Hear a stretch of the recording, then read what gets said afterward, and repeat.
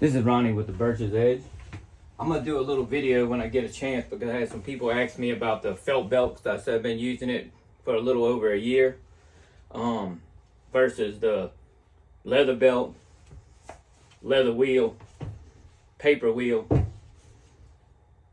the regular polishing wheel for taking the burr off or polishing the edge or honing.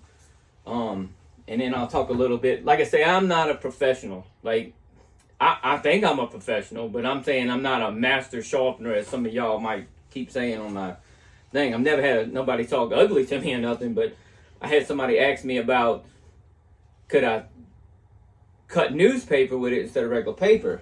Well, there's a difference. A polished edge and a toothy edge. And I'll talk a little bit about that. And do I know more than a lot of y'all know? This is for the newbies and people that ask me questions. And why I use the harder belt versus the flimsy belt. And they said, can you split a hair? Honestly, they cut. I've never had a customer come up to me and say, hey, I got 50 pounds of hair I need to split. Can you make it that sharp? And I'm going to talk a little bit about that too. An expensive knife versus a cheap knife. The sharper we make that edge, the easier that edge is going to roll over. So yeah, maybe I'm not making them.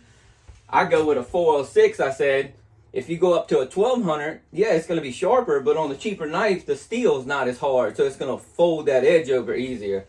And this is 10 years worth of belts. And I'll talk about why my belts. I told somebody I sharpened hundreds and hundreds of knives with one belt, and they're just eBay belts. They're not nothing fancy or nothing expensive.